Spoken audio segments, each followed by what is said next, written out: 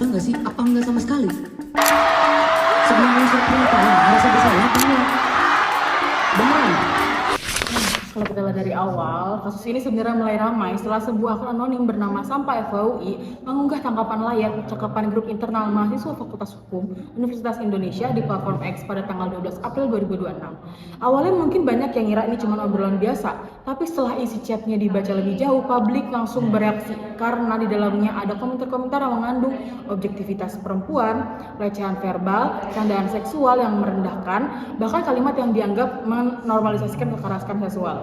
Salah satu yang paling disorot datang dari Dipatya Sakawisesa dengan kalimat diam berarti dikabulkan. Lalu diperkuat Rehan Fayaz Rizal dengan diam berarti konsen. Dari situ publik mulai melihat ini bukan sekedar candaan internal biasa.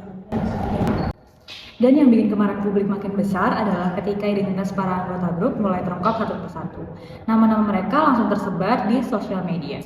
Netizen kemudian mengungkapkan bahwa sebagian dari mereka ternyata punya posisi strategis dalam Fakultas Hukum UI.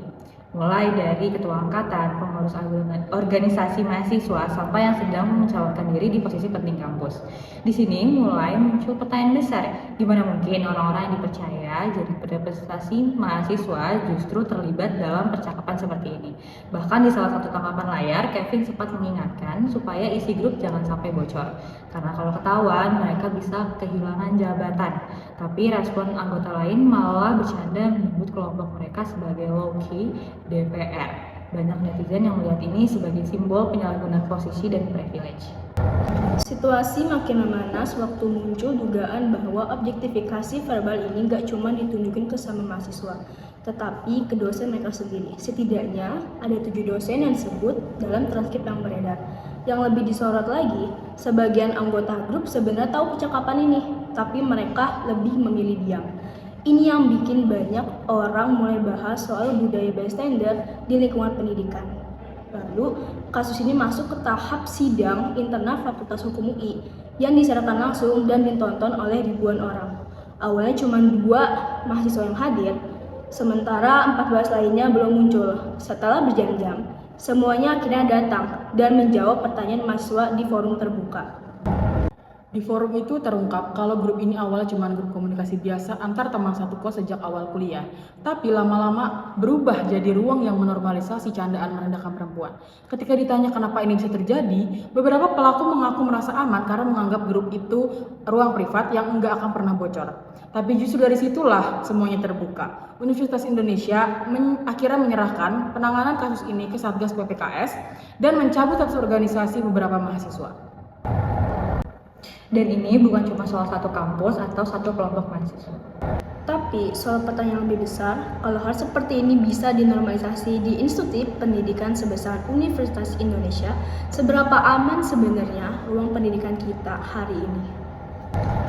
Dan untuk melihat bagaimana publik memandang kasus ini, mari kita simak beberapa tanggapan mahasiswa secara langsung. Pas pertama kali tahu kasus ini viral, apa yang langsung kamu pikirkan? Jujur kaget sih, karena ini terjadi di kampus besar yang harusnya punya sistem yang baik. Tapi ini juga bukti kalau kasus seperti ini itu bisa terjadi di mana-mana aja sih. Kalau aku langsung mikir kalau media sosial sekarang bisa bikin suatu kasus cepat banget menyebar dan mempengaruhi opini banyak orang. Pas pertama lihat kasusnya viral, aku merasa prihatin karena masalah pribadi bisa langsung menjadi konsumsi publik. Yang aku pikirkan pertama kali itu betapa cepatnya orang bentuk opini hanya dari potongan informasi di internet. Menurut kamu, opini netizen soal kasus ini membantu atau malah memperkeruh keadaan? Menurut aku dua-duanya ada. Banyak yang membantu untuk dorong perhatian publik, tapi ada juga yang terlalu cepat untuk menghakimi tanpa tahu fakta lengkapnya gimana. Kalau menurut aku ada yang ngebantu, tapi banyak juga komentar yang malah memperkeruh karena terlalu cepat menghakimi kan. Menurut aku, opini netizen kadang membantu, kadang mengangkat kasusnya. Tapi kalau berlebihan, justru bikin suasana makin panas. Kalau opini netizen disampaikan dengan bijak mungkin bisa membantu, tapi kebanyakan malah memicu perdebatan baru. Kenapa menurut kamu victim blaming masih sering terjadi? Karena edukasi soal pelecehan seksual ini masih kurang banget. Jadi banyak orang lebih gampang menyalahkan korbannya daripada memahami situasi yang sebenarnya. Karena masih banyak orang yang kurang paham dan lebih gampang menyalahkan korban daripada melihat akar masalahnya. Victim blaming masih terjadi karena masyarakat masih punya pola pikir yang menyudutkan korban. Karena masih banyak orang yang kurang sadar kalau berkomentar mereka bisa menyakiti korban. Menurut kamu, apa yang bisa mahasiswa lakukan supaya kasus seperti ini tidak terulang?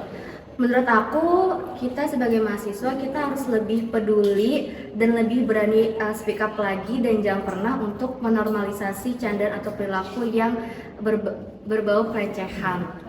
Mahasiswa seharusnya bisa lebih bijak pakai media sosial, ikut edukasi soal kekerasan dan berani saling mengingatkan. Menurut aku, mahasiswa bisa mulai dari meningkatkan empati dan tidak ikut menyebarkan informasi yang belum jelas. Mahasiswa bisa lebih aktif membuat edukasi dan menciptakan lingkungan yang lebih peduli terhadap isu seperti ini.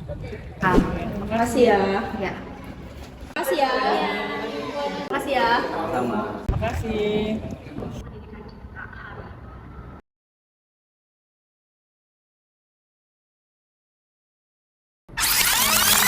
Ternyata lingkungan pendidikan yang aman menurut kita belum tentu benar-benar aman bagi semua orang. Pelecehan itu justru terjadi bukan dalam katanya tindakannya besar nih, tapi justru biasanya dimulai dari tindakan-tindakan yang kecil, misalnya seperti komentar-komentar yang dianggap bercanda ataupun obrolan-obrolan yang mengarah ke pelecehan sebenarnya, tapi dinormalisasikan oleh kita, dan hal itu merupakan hal-hal yang memang sebenarnya jelas salah, jadi tidak boleh dinormalisasikan.